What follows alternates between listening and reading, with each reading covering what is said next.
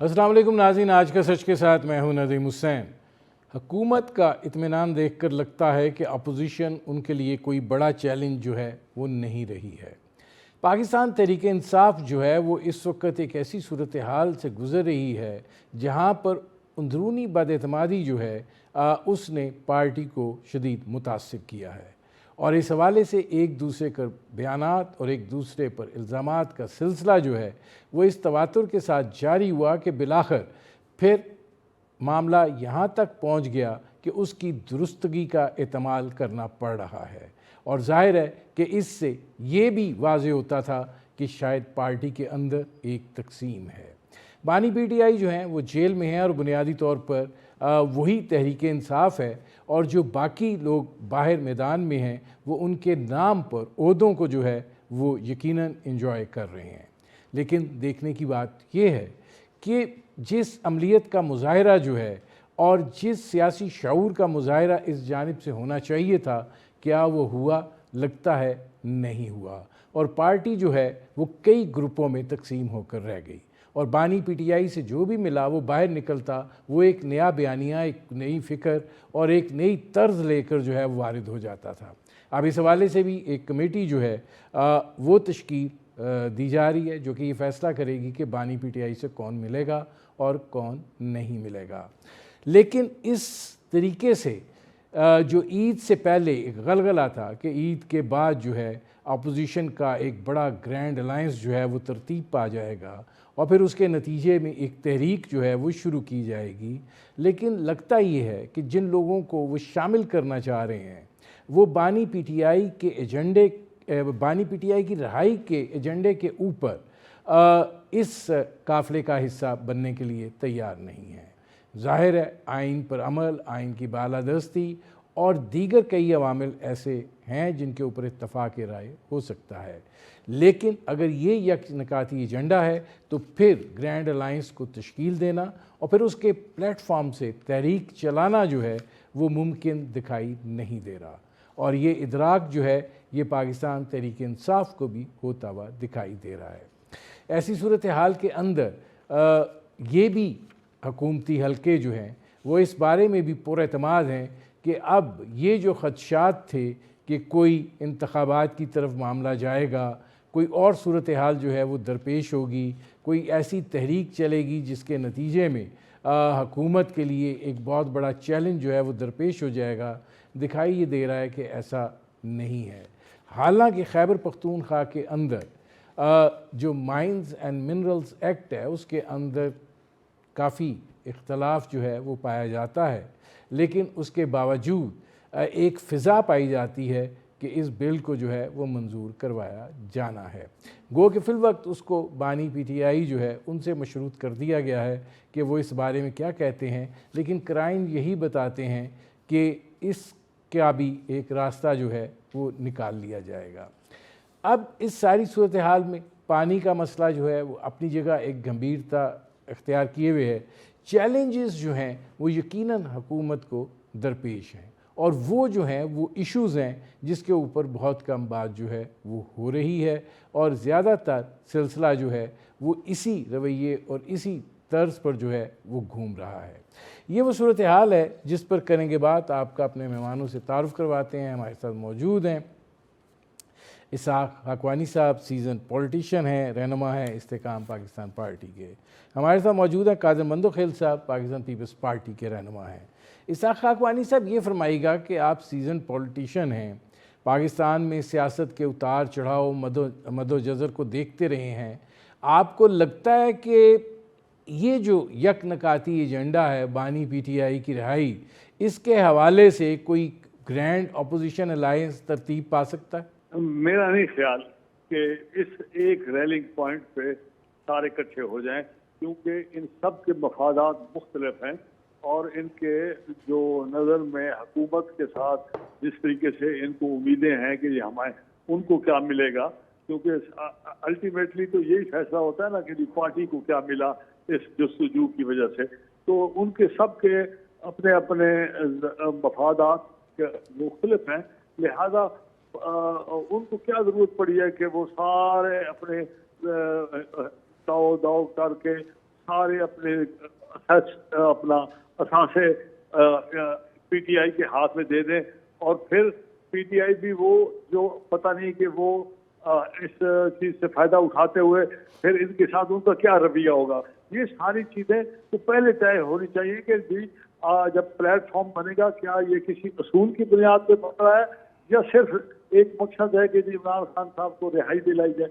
یہ تو بڑے کم نظری کے ہے نا. تو اگر ملکی لیول پہ پارٹیاں سوچتی ہیں تو وہ پھر کوئی بڑا ایجنڈا اور بڑے اصول کے اوپر اکٹھے ہو سکتے ہیں نا.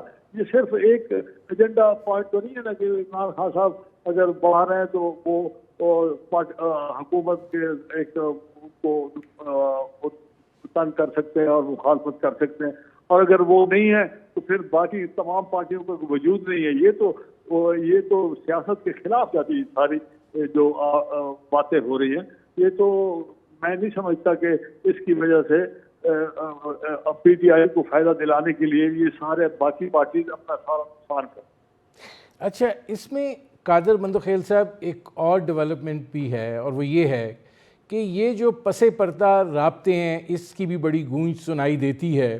اور آپ کو کیا لگتا ہے کہ اعظم سواتی صاحب جو کچھ کہہ رہے ہیں، اور گو کہ اس حوالے سے جو سلمان اکرم راجہ صاحب ہیں، سیکرٹری جنرل ہیں پاکستان تحریک انصاف کے، وہ یہ بات کہتے ہیں کہ یہ اعظم سواتی صاحب کا ذاتی عمل ہے، پارٹی اس کے ساتھ نہیں ہے. لیکن آپ کو لگتا ہے کہ در پردہ کوشش ہو رہی ہے، یا آپ لوگ مطمئن ہیں کہ نہیں، معاملات جو ہیں وہ کنٹرول میں ہیں؟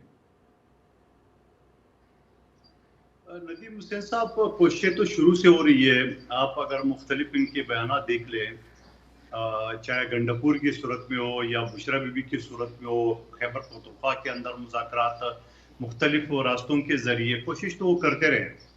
لیکن میرے خیال میں اعظم سواتی صاحب نے بانڈا پھوڑ دیا ہے.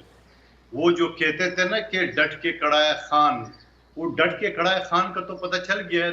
دسمبر 2022 میں وہ منتوں پہ اتر آیا کہ میری وہ کر دے سارے، میں وہ کر دے، ہماری جو بات چیت ہے اس بات چیت ناکام ہو چکی ہے. وہ تو کہہ رہے ہیں ساری چیزیں.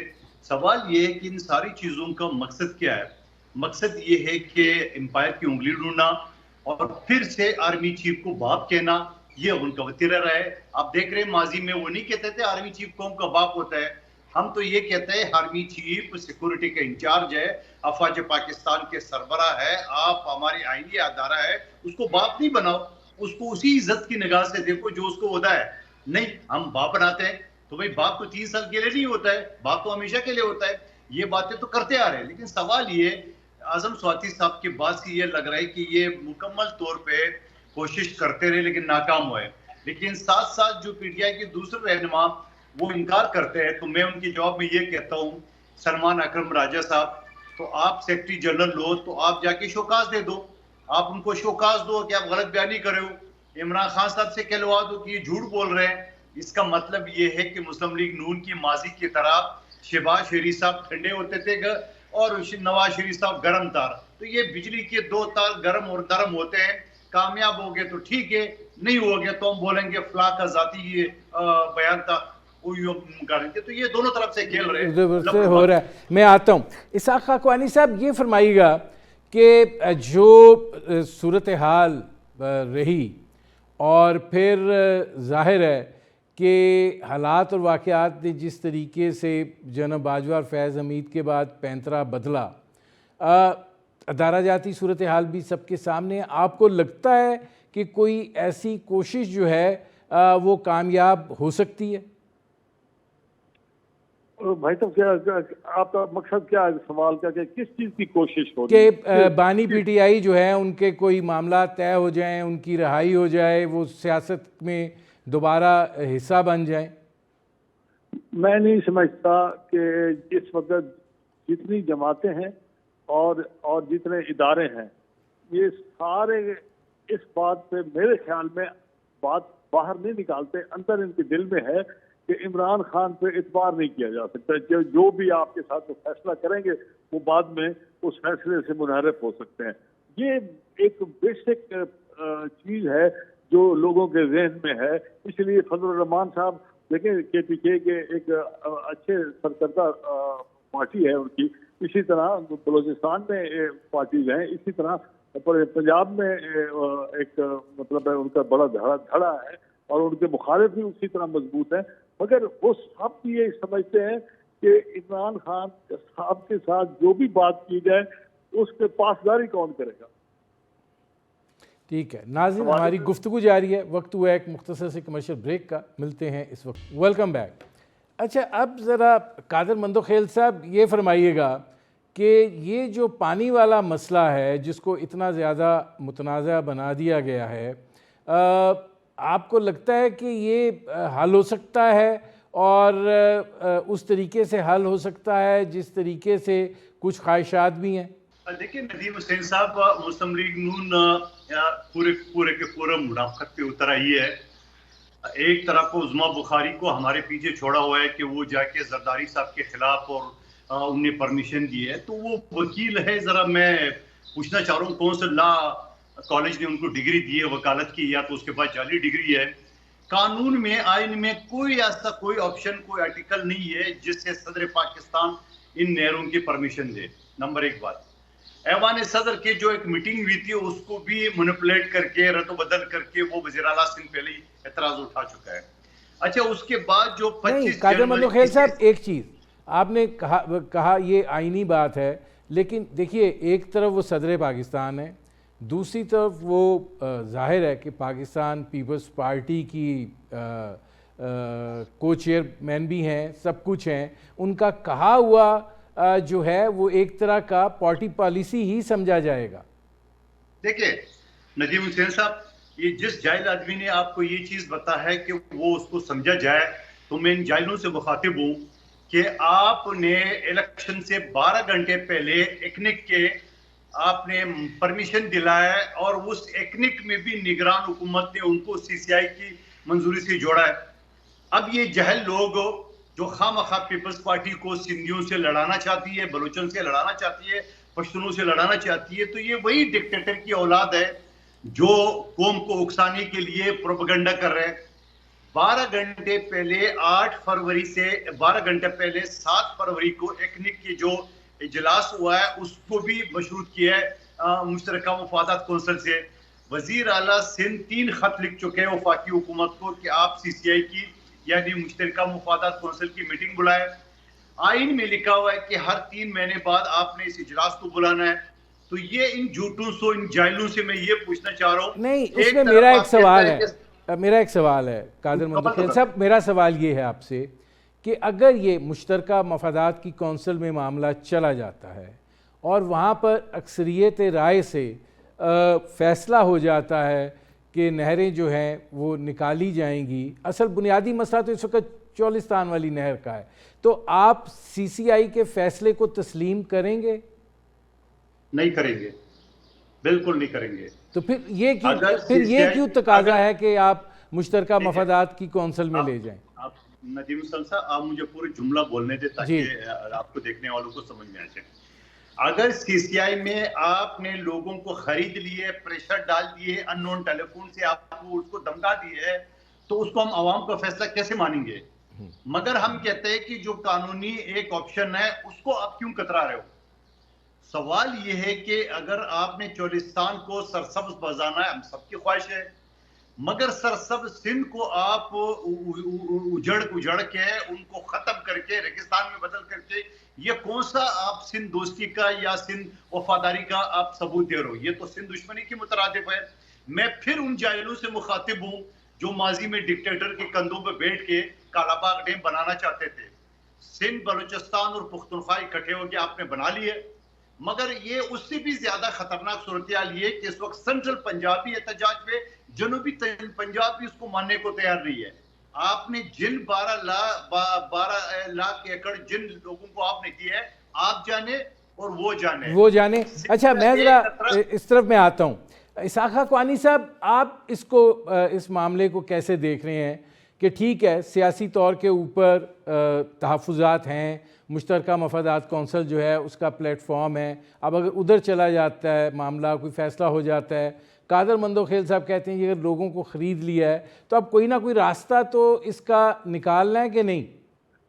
جی آپ دیکھیں پاکستان کے آئین کے مطابق چلیں، ساری چیزیں اس کے اندر حل موجود ہیں. کونسل آف کامن انٹرسٹ جو ہے وہ ایک علیحدہ پوری کی پوری ایک علیحدہ حکومت ہے. آپ مہربانی کر کے کسی عالم فاضل، کسی اپنا رائے رکھنے والے قانونی بندوں کو بلائیں اور ان سے آپ چیز پوچھیں کہ اگر 75 سال سے اپنا پاکستان کے کونسل آف کامن انٹرسٹ کے جب سے 73 کے کانسٹیٹیوشن میں علیحدہ ایک حکومت بنی تھی، اس کے اندر وہ اس کے اختیارات ہیں، اس کے اندر سب چیزیں، ہر انٹیٹی کا تحفظ دیا گیا ہے، ہر صوبے کو اپنے اختیارات دیے گئے ہیں. اس کے اندر مجموعی فیصلہ کرنے کی جو صلاحیت ہے وہ بھی درج ہے. ہم ایسے بغیر پڑھے لکھے بندے ایسے ایک الفاظ کو اپنی اس چیزوں کو سمجھنے کے لیے اپنی انٹرپریٹیشن کریں تو میرے لیے یا باقی حضرات جو آتے ہیں آپ کے پاس ان کا یہ مسئلہ نہیں ہے. آپ مہربانی کر کے کونسل آف کامن انٹرسٹ کو اگر آپ دوبارہ ایک اجاگر کرنا چاہتے ہیں اور وہ شک موجود ہے کانسٹیٹیوشن کے اندر تو سارے پاکستان کا حصہ ہے نا جناب. یہ تو ایک متفقہ 73 کا کانسٹیٹیوشن بنا تھا. اب مہربانی کر کے کسی متفقہ چیز کو تو رہنے دینا جناب. اس میں میں یا مندوخیل صاحب یا آپ یا کوئی اور حضرات اس چیز کے اوپر جب دسترس رکھتے ہوں، علم رکھتے ہوں، اس کو بیٹھ کے قانونی زاویے سے دیکھا جائے تو اس کا جو بھی حل ہے وہ ہمیں ساروں کو ماننا پڑے گا. یہ جو ہے نا اپر ریپیرین جو ہے اس کے کیا ان کے کیا سہولیات ان کو ملتی ہیں، لوور ریپیرین کے جو رائٹس ہیں جہاں پانی جا رہا ہے ان کے رائٹس ہیں، پھر صوبے کے اپنے اختیارات میں جو چیزیں دی گئی ہیں سب چیزیں درج ہیں.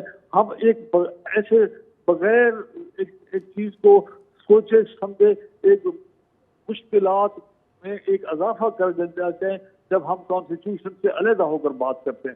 مہربانی کر کے آپ حیران ہو جائیں کہ کونسل آف کامن انٹرسٹ کے جو اختیارات ہیں وہ پورے کانسٹیٹیوشن میں جو اس وقت حکومت ہے اس کے علاوہ ایک حکومت بناتے ہیں. وہ آپ کسی کو بلائیں نا جناب، وہ پھر اپنا مدبین ہیں ان کو بھی سمجھائیں گے اور اس کی اصلاح بھی سمجھائیں گے کہ وہ کونسل CCI کا جو کانسٹیٹیوشن کے اندر وہ پیراز ہیں ان میں کیا کہا گیا ہے. تو میری آپ گزارش ہے ایسی چیز کو دوبارہ ایک چیز کو نہ ایسے میرے جیسے بندوں کو بلا کر آپ بات کرائیں کہ ہمیں سمجھایا جائے. یہ ایک مخصوص سبجیکٹ ہے. مہربانی کر کے لوگوں کو صحیح سمت میں لے جانے کے لیے ان کو بلا کر ان کو سمجھایا جائے، نہ کہ ہم اور مختلف اپنے آپ کو وہ کریں. اب اس میں قادر مندوخیل صاحب 30 سیکنڈ ہے، 4-5 جملوں میں جواب دیجیے گا کہ اگر مشترکہ مفادات کونسل میں معاملہ چلا جاتا ہے تو ظاہر ہے اس وقت ایک بڑی سیاسی بے چینی جو ہے، اگر وہاں پر کوئی فیصلہ ہوتا ہے تو پھر اس کو جیسے خاکوانی صاحب کہتے ہیں تسلیم کیا جانا چاہیے. دیکھیں میں نے آپ سے کہا کہ اگر ان لوگوں کو جو کہ عوامی نمائندے نہیں ہے ان کو اگر ڈرایا دھمکایا تو میں اس کو پاکستان دشمن سمجھوں گا. کسی صورت میں سندھ کا ایک قطرہ پانی بھی کسی کو نہیں لینے دیں گے.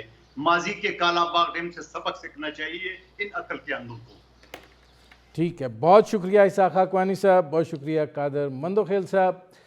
ناظرین وقت ہوا ہے ایک مختصر سے کمرشل بریک کا. بریک سے جب واپس آئیں گے تو پاکستان کے معدنی وسائل کی جانب سفر کے حوالے سے بات کریں گے. ملتے ہیں اس وقت فکر. Welcome back. ناظرین اس وقت معدنی وسائل کا بہت چرچا ہے اور مائنز اینڈ منرلز کی قانون سازی کے حوالے سے معاملات جو ہیں وہ آگے چل رہے ہیں. اس وقت خیبر پختونخوا اور وفاق کے درمیان جو ہے اس صورتحال کے اوپر دکھائی یہ دیتا ہے کہ اتفاق نہیں ہے، لیکن بنیادی طور پر یہ ایک سیاسی اور انتظامی مسئلہ ہے اور اس کو انتظامی اور سیاسی سطح کے اوپر جو ہے وہ یہ حل ہو جائے گا اور معاملات جو ہیں وہ آگے بڑھیں گے.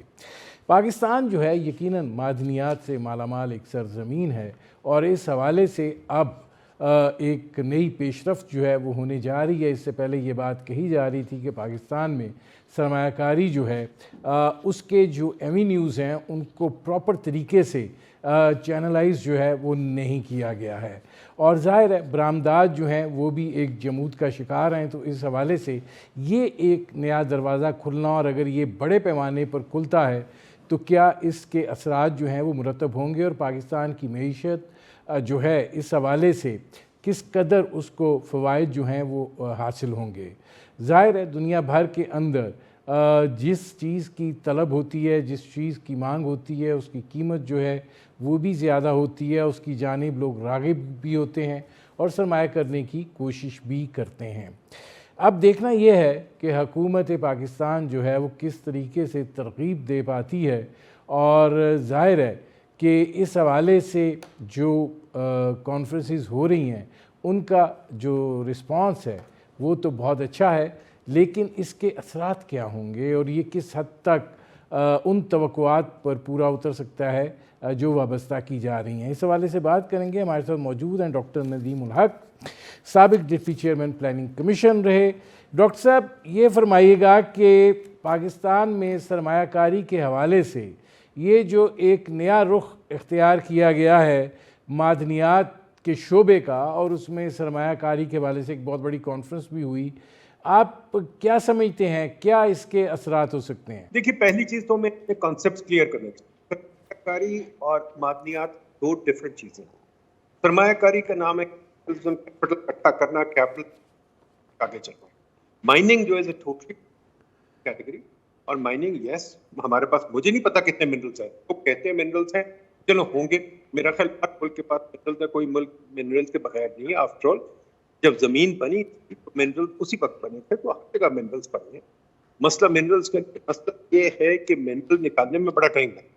آپ نے ریکارڈ 20 سال سے معاملہ چل رہا ہے، ابھی کہہ رہے ہیں 10 سال اور تھرکول کو دیکھا ہے، وہ بھی 20 سال سے معاملہ چل رہا ہے، ابھی اور چل رہا ہے۔ تو اگر ہمارے پاس منرلز ہیں بھی، تو آپ سوچ لیں 10 سے 15 سال میں شاید نکلیں گے۔ تو ہمارے مسئلے تو ابھی ہیں، اگلے 10-15 سال نہیں ہیں۔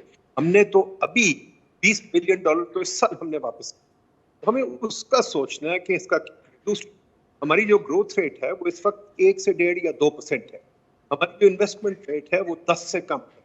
تو ہمیں اس وقت یہ سوچنا ہے کہ ہماری جو پاپولیشن ہے وہ بچے 120 ملین، وہ بچوں نے لیبر فورس میں 2 یا 3 ملین سالانہ کے حساب سے ہمیں 2-3 ملین نوکریاں پیدا کرنی ہے۔ ڈاکٹر صاحب یہ فرمائیے گا کہ ٹھیک ہے اس طرف ذرا آتے ہیں، لیکن اس سے پہلے آپ یہ نہیں سمجھتے کہ اگر اس طرف پاکستان حرکت کرنا شروع ہوا ہے تو یہ ایک مثبت تبدیلی ہے کہ ہم جو ہمارے پاس وسائل ہیں ہم ان کی جستجو تو کریں، ان کی تلاش تو کریں، اور دیکھیں اس میں پھر دنیا جو ہے کتنی راغب ہوتی ہے اور کیا سرمایہ کاری آتی ہے اور پھر اس کے کیا فوائد جو ہیں وہ حاصل ہوتے ہیں؟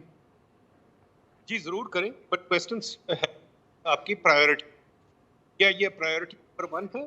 یا پرائیورٹی نمبر 1 یہ ہے کہ آپ نے جو آپ کے 2 یا 3 ملین بچے ہر سال آ رہے ہیں، ان کی نوکری، ان کی خوشحالی، ہر سال 1-2 ملین نئی فیملیز بن رہی ہیں، ان نئی فیملیز کی کیا مواقع ہیں؟ کیا آپ نے بچے حکومت میں چپراسی بھرتی کرنے ہیں، یا آپ نے بچوں کو دینا کہ وہ بل گیٹس یا اسٹیو جاب؟ ہمیں اس طرف زیادہ غور کرنے کی ضرورت ہے۔ کیا ہم اپنی ایکسپورٹس بڑھا سکتے ہیں؟ پتہ نہیں برآمدات کہتے ہیں، درآمدات مجھے ایکسپورٹس پتہ ہے، بڑھا سکتے ہیں کہ نہیں بڑھا سکتے؟ دنیا کو کچھ بیچ سکتے ہیں سوائے کاٹن اور سوائے یارن کے، کہ آپ کچھ اچھی چیز بیچ بھی سکتے ہیں کہ نہیں؟ آئی تھنک یہ ہمیں سوچنا ان دی امیڈیٹ ٹرم، بہت آگے کی بات ہے، بہت آگے کی بات ہے۔ ہم ہمیشہ ایک نئے فیٹ پہ چلیں۔ وی شوڈ تھنک کرنا کیا چاہ رہے ہیں، اس کی پرائیورٹیز کیا۔ اچھا ڈاکٹر صاحب یہ فرمائیے گا کہ ظاہر ہے اس وقت ایک ٹیرف وار بھی جاری ہے، اور آپ نے پاکستان کی برآمدات کی بھی بات کی ہے۔ امریکہ کے ساتھ ظاہر ہے کہ ہماری برآمدات کا ایک میجر جو حجم ہے وہ اس طرف ہے۔ آپ کو کیا لگتا ہے کہ یہ جو سلسلہ ہے یہ ہمیں کوئی مہنگا سودا تو نہیں پڑنے جا رہا؟ بالکل مہنگا سودا پڑے گا جی۔ برآمدات میں کہہ چکا ہوں، ایک اور پروگرام پہ بڑا وائرل ہوا تھا کہ برآمدات اور کتنے بچے ہلو برآمدات کسی اور کی ہوتی ہیں، آپ کی نہیں ہوتی۔ گورے کی برآمدات پورا افریقہ خالی کر کے آپ کا کوہ نور ڈائمنڈ بھی لے چکا ہے، وہ آپ کو کچھ نہیں چھوڑے گا۔ ابھی ریکارڈنگ میں بھی دیکھ لیں، وہ کہتے ہیں بڑے لمبے معاہدے ہوتے ہیں، بڑے کم، ان کو ہمیں کرنے کی کیفیت ہے کہ نہیں؟ یا پھر خندق مائن ہار گئے، اس میں کچھ نہیں ہمیں ملا۔ تو یہ بہت کمپلیکس چیزیں جن پہ ہمیں ये कॉन्फ्रेंस करा के कुछ कॉन्फ्रेंस तो हम रोज कराते हैं, बेलारूस भागते हैं, हर जगह भागते हैं। एक चीज ये है कि मुल्क में आप लोग मेहनत करना चाहते हैं, काम अच्छा डॉक्टर साहब ये फरमाइएगा कि आज गवर्नर स्टेट बैंक एक बता रहे थे कि इस जो मार्च का महीना है उसमें 4.1 अरब डॉलर की तरसीलात ज़र जो हैं वो आई हैं, और उसके साथ साथ वो ये भी कह रहे थे कि अफरात ज़र की शरह जो है वो बढ़ने का इम्कान है, लेकिन बिलाखिर ये 5 से 7% रहेगी। तो आप इसको कैसे देख रहे हैं? जी बिल्कुल ठीक है। आई थिंक इन्फ्लेशन रेट चढ़ेगी और ट्रम्प के टैरिफ के बाद दुनिया में इन्फ्लेशन चढ़ेगी तो हमारी भी चढ़ेगी। तो ठीक है, स्टेट बैंक को मोहतात रहना चाहिए, ज़्यादा इंटरेस्ट रेट लोअर करने की जरूरत कोई नहीं है। और हमें कोशिश ये करनी चाहिए कि जो हमारे स्टेट है ये इक्विटी मार्केट में, स्टॉक मार्केट में, सिर्फ कर्जा ना लें, कर्जा गैर इस्लामी भी है, इक्विटी की तरफ आए, आके इक्विटी बेचें लोगों को। ये असली तरीका है हमारा काम करने का। बाकी ये हुकूमत को पीछे हटना है, हुकूमत को अपना ये जो कॉन्फ्रेंस की जो तमाशे हैं ना, ये छोड़ के उनको टैक्स पॉलिसी इस बजट में ऐसी बनानी चाहिए जो अगले 10 साल हिले ना। टैक्स पॉलिसी रोज रोज चेंज नहीं करते, बेवकूफ़ी होती है रोज रोज चेंज कर, एक साल बढ़ा दी, दूसरे साल गिरा दी, ये कर दिया। टैरिफ्स को लोअर करें, एडिशनल कस्टम्स ड्यूटी और रेगुलेटरी ड्यूटीज को फौरन खत्म करें और टैरिफ्स को और नीचे करें। और ये जो सारा निज़ाम बनाया हुआ है पकड़ पकड़ का और छेड़खानी का और परमिशन का और एनओसी का, इस निज़ाम को ख़त्म करें, लोगों को काम करने दें, लोगों को सिर्फ ब्यूरोक्रेसी का चक्कर लगाने में बंद करें और लोगों को इजाज़त दें कि जो कंपनी लगाना चाहते हैं, जो कारोबार करना चाहते हैं, करें। लेकिन डॉक्टर साहब ये फरमाइएगा कि IMF के प्रोग्राम के अंदर होते हुए जब आपको IMF डिक्टेट कर रहा है, बजट आपसे बनवा रहा है, अपनी शराइत के ऊपर बनवा रहा है, उसके अंदर कितना मार्जिन होगा कि ये अगर कुछ चाहते भी हैं करना, मतलब वज़ीर ख़जाना साहब कह रहे हैं कि जी हम तनख्वाहदार तबके को टैक्स में रिलीफ देंगे, आया दे पाते हैं कि नहीं दे पाते, या ये कि जो लोग जो हैं वो टैक्स इसलिए नहीं देते कि टैक्स जमा कराने का तरीक़ाकार जो है वो इतना पेचीदा है, उसको आसान करेंगे। अभी फ़िल वक्त तो सैलरीड क्लास की बात हो रही है। तो आपको लगता है कि IMF प्रोग्राम के अंदर रहते हुए कोई इस किस्म की तब्दीली हो सके जिसके नतीजे में कोई सहूलत भी हो और मईशत का पहिया भी चल सके? नदीम साहब, मैं 30 साल IMF के साथ काम करता रहा, मुझे IMF बखूबी पता, बड़ी अच्छी तरह पता है। IMF को 2 चीज़ें चाहिए, वो कहते हैं अपना डेफिसिट ना बढ़ाओ, और वो कहते हैं अपना कर्जा ना बढ़ाओ, और वो कहते हैं अपने रिजर्व बढ़ाओ। ये 3 चीज़ें अगर हमें भी चाहिए, IMF को हमें भी चाहिए। हुकूमत अगर अक्लमंदी से काम करे तो ये तीनों चीज़ें हम IMF को बखूबी दे सकते हैं, बल्कि डबल दे सकते हैं, उससे डबल दे सकते हैं। मुझे बताइए, फॉर एग्जाम्पल, आए दिन तो हम एक नई वो एजेंसी बना देते हैं। हमने कितनी एजेंसी बनाए पिछले 10 महीने? हमने को मेरा ख्याल 15 एजेंसी नई बना दी है। हर एजेंसी जब आप बनाते हैं, नए दफ्तर बनाते हैं, नई गाड़ियाँ खरीदते हैं, नए अफसर लेके आते हैं वगैरह, हुकूमत आए दिन एक ऐड निकाल रही है लोग हायर करने के। भाई क्यों कर रही है? 3 मिलियन बंदा हुकूमत के लिए काम कर रहा है, भाई क्यों कर रहा है? ठीक है, आपने देखा है अमेरिका ने कितने हुकूमती लोग फायर, आपने देखा है अर्जेंटीना कितने फायर कर रहा है, अब इंग्लैंड भी फायर कर रहा है। हमें भी हुकूमत का साइज कम करना है, हमें भी करना पड़ेगा। अच्छा, ये जो है ना कि हम सोचते हैं बगैर किसी तकलीफ के हम तरक्की करते हैं, ये हो नहीं सकता नदीम साहब। आप बीमार होते हैं, आपको तकलीफ होती है, आपको ऑपरेशन करवाना पड़ता है। हमें ऑपरेशन की जरूरत है, हमें जोर के दर्द की जरूरत है, वो दर्द लेनी पड़ेगी। हुकूमत को ये कहना इस वक्त हो नहीं सकता है, हम नहीं कर सकते, हमारे पास पावर नहीं, आई थिंक ये बच्चों वाली बात। जब आप बड़ी कुर्सी पर बैठते हैं तो बड़े आपको डिसीजन भी लेने पड़ते हैं, और अगर आपको उसमें मार खानी पड़े तो खानी पड़ती है। आप देखें बरतानिया में कितने लोग, डेविड कैमरन को लेते, लिज ट्रस को लेते, उससे पहले ग्लैडस्टोन को लेते, कई लोग डिसीजन दे के वो गए हैं जिससे लोगों को फायदा हुआ है। अब ट्रम्प भी डिसीजन ले रहा है। हमारे लोग कहते हैं वहीं बैठे रहेंगे और हमने करना कुछ नहीं, पर ठीक नहीं। तो IMF फिर कहती है भी कुछ करो। IMF का कसूर नहीं है, वो उनके 3 एम जो है बड़े सिंपल है, बड़े आसान है। मैं बताना आसान है, करने बहुत मुश्किल।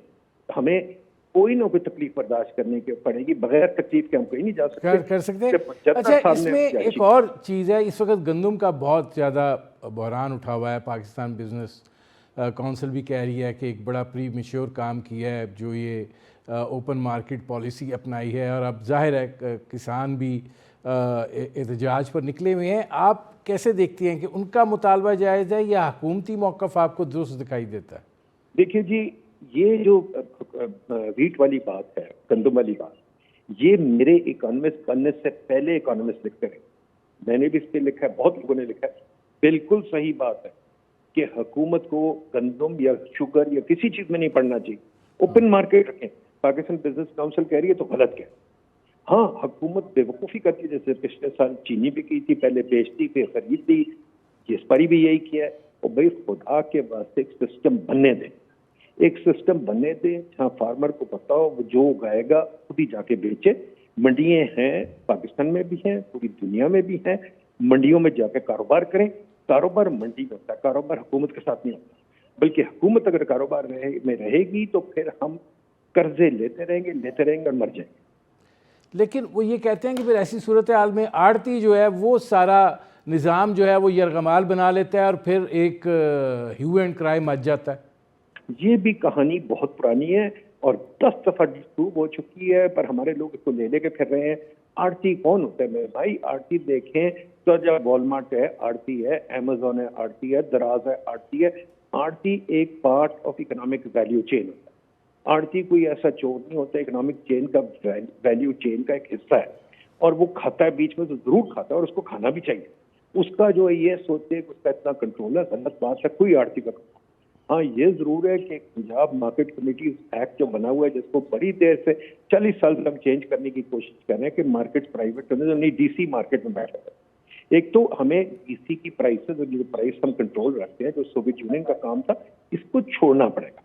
پرائس کنٹرول سوویت یونین کا کام، یا تو آپ مان جائیں آپ سوویت یونین بننا چاہتے ہیں، کمیونسٹ بننا چاہتے ہیں، ٹھیک، ایک ریفرینڈم کرا لیں اور کمیونسٹ بن جائیں، پر یہ جو آدھا تیتر آدھا بٹیر یہ چھوڑ دیں۔ اس فیئر کیپٹلسٹ اکانومی، سرمایہ کاری کرنی ہے تو پھر پرائسز کو چھوڑ دیں، پھر ویٹ میں انٹرفیئر کرنا چھوڑ دیں، شوگر میں انٹرفیئر کرنا چھوڑ دیں۔ ہاں 1-2 سال تکلیف ضرور ہوگی، پھر فارمر بھی سمجھ جائے گا، شوگر والا بھی سمجھ جائے گا، سب سمجھ جائیں گے اور گیم چل پڑے۔ ایسی دنیا میں ہوتا ہے، کیا ہم عجوبہ ہیں؟ ہم دنیا سے مختلف کریں۔ ٹھیک ہے، بہت شکریہ ڈاکٹر ندیم الحق۔ ناظرین، یہ تھے سابق deputy chairman planning commission doctor Nadeem الحق، ان کی آپ نے گفتگو سنی۔ اب تک کے لیے اتنا ہی، اجازت دیجیے، اللہ حافظ۔